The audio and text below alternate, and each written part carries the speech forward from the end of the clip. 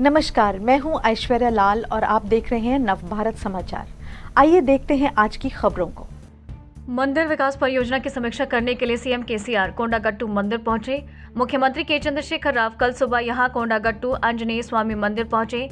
हैदराबाद से नचुपल्ली के निकट JNTU इंजीनियरिंग कॉलेज मैदान में हेलीकॉप्टर से उतरे मुख्यमंत्री बस से मंदिर पहुंचे। कोंडागट्टू को एक प्रमुख तीर्थ केंद्र के रूप में बदलने की भव्य योजना का अनावरण करते हुए मुख्यमंत्री के चंद्रशेखर राव ने बुधवार को जगतियाल जिले के कोंडागट्टू में श्री आंजनेय स्वामी मंदिर के विकास के लिए 800 एकड़ में 500 करोड़ रुपए आवंटित किए। मुख्यमंत्री ने कहा कि राज्य सरकार मंदिर और उसके आसपास के विकास के लिए एक प्रमुख आध्यात्मिक और पर्यटन में 1000 करोड़ रुपए खर्च करने को तैयार है। कोंडागट्टू को आध्यात्मिक और पर्यटन हब बनाया जाएगा। तेलंगाना के सिंचाई सुधारों का अध्ययन करने के लिए पंजाब के मुख्यमंत्री भगवंत सिंह मान हैदराबाद दौरे पर हैं। पंजाब के मुख्यमंत्री भगवंत सिंह मान तेलंगाना के 2 दिवसीय दौरे पर बुधवार शाम हैदराबाद पहुंचे।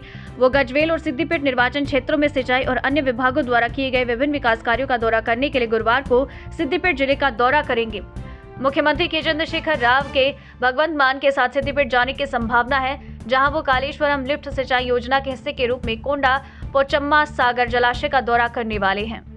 केटीआर ने हैदराबाद में अमेरिकन इंडिया फाउंडेशन के पहले चैप्टर का उद्घाटन किया। आईटी और उद्योग मंत्री केटी रामा राव ने अमेरिकन इंडियन फाउंडेशन AIF के सदस्यों, भारत में काम करने वाले अमेरिकी गैर लाभकारी संगठन और उद्योग को तेलंगाना सरकार के साथ काम करने के लिए लोगों की 3 प्रमुख जरूरतों शिक्षा, सार्वजनिक स्वास्थ्य और आजीविका को संबोधित करने के लिए आमंत्रित किया। उन्होंने युवा आबादी के पोषण पर ध्यान केंद्रित करने और भारत को पहली दुनिया में छलांग लगाने में मदद करने पर जोर दिया। नलगोंडा में राष्ट्रीय राजमार्ग 65 पर ट्रक की चपेट में आया स्कूटर सवार अशोक कुमार, जिनकी उम्र 25 साल थी। उनको रूप में पहचानने वाले स्कूटर चालक ने हेलमेट पहना था, लेकिन एक चौराहे पर एक भारी ट्रक से रास्ते में चला गया।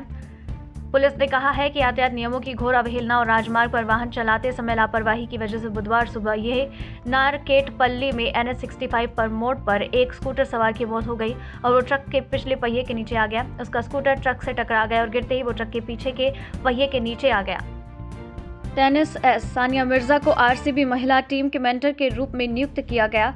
भारतीय टेनिस सानिया मिर्जा के नाम पर कई चीजें पहली बार हुई हैं। एक और स्टार खिलाड़ी जो कुछ दिनों में अपनी अविश्वसनीय करियर को अलविदा कह देंगी। बुधवार को रॉयल चैलेंजर्स बैंगलोर की महिला टीम के सलाहकार के रूप में नियुक्त किया गया है। 6 बार की ग्रैंड स्लैम चैंपियन रहने वाली अगले महीने आगामी महिला प्रीमियर लीग के लिए टीम का मार्गदर्शन करेंगी। संगारेड्डी के ईंट भट्टे से नाबालिगों समेत 54 मजदूरों को छुड़ाया गया। संगारेड्डी जिले के नारायणखेड़ मंडल के दरगाह थाना में बाल संरक्षण प्रकोष्ठ के अधिकारियों द्वारा 7 नाबालिग लड़कियों सहित कुल 54 प्रवासी श्रमिकों को एक ईंट भट्टे से बचाया गया। बुधवार को बचाव अभियान के बाद उन्हें वापस उनके मूल ओडिशा भेज दिया गया। ये मुद्दा राज्य के श्रम विभाग के हैदराबाद जोनल के संयुक्त आयुक्त के ध्यान में लाया गया, जिन्होंने मामले की जांच शुरू की। जिला बाल कल्याण अधिकारी, सहायक श्रम अधिकारी और चाइल्ड लाइन सामाजिक कार्यकर्ता की एक टीम ने जाँच करने के लिए ईंट इकाइयों का दौरा किया। बचाए गए 54 मजदूरों में से 7-15 साल के कम उम्र की लड़कियां थी। जांच से पता चला कि प्रत्येक मजदूर को प्रति सप्ताह 1000 रुपए का भुगतान करने के समझौते के बावजूद उन्हें केवल 500 रुपए मिल रहे थे। हैदराबाद OU अपनी प्रवेश प्रक्रिया में EWS कोटा पर विचार करेगा। हैदराबाद उस्मानिया विश्वविद्यालय OU ने बुधवार को तेलंगाना उच्च न्यायालय को आश्वासन दिया कि प्रवेश सत्र के दौरान आर्थिक रूप से कमजोर वर्ग आरक्षण पर विचार किया जाएगा। रंगारेड्डी जिले के चिंतल की एन उमा नाम की एक छात्रा ने विश्वविद्यालय द्वारा आयोजित 2022 में PhD प्रवेश परीक्षा में EWS आरक्षण को लागू करने में विफल रहने के लिए OU और उसके प्रवेश निदेशालय के खिलाफ याचिका दायर करने के बाद ये वादा किया।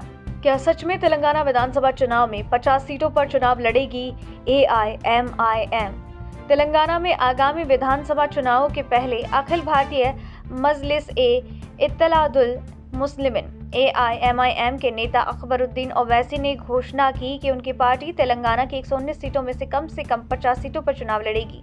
इस बयान से राजनीतिक गलियारों में कयासों का दौर शुरू हो गया। हाल ही में आयोजित विधानसभा सत्र के दौरान अकबरुद्दीन ओवैसी ने तेलंगाना के IT मंत्री केटी रामाराव की टिप्पणी पर प्रतिक्रिया व्यक्त की। तेलंगाना राज्य इंजीनियरिंग, कृषि और मेडिकल कॉमन एंट्रेंस टेस्ट 2023 के माध्यम से प्रवेश के लिए इंटरमीडिएट अंक मानदंड बहाल होने की संभावना है। मानदंड के अनुसार पहले के समय की तरह प्रवेश पाने वाले छात्रों को न्यूनतम 45% सुरक्षित करना होगा। पिछले 2 शैक्षणिक वर्षों के दौरान 45% इंटरमीडिएट अंकों के मानदंड के केवल पास करने के लिए छूट दी गई थी, क्योंकि इंटरमीडिएट परीक्षा आयोजित नहीं की जा सकती थी और सभी छात्रों को कोविड-19 महामारी के कारण न्यूनतम योग्यता अंकों के साथ उत्तीर्ण किया गया था। जैसा कि शैक्षणिक वर्ष में परीक्षाएं आयोजित की जा रही हैं, Telangana state council of higher education प्रवेश परीक्षा के लिए न्यूनतम 45% इंटरमीडिएट अंक मानदंड को बहाल करने की योजना बना रहा है। चलिए हम लेते हैं एक छोटा सा ब्रेक और आप देखते रहिए नवभारत समाचार।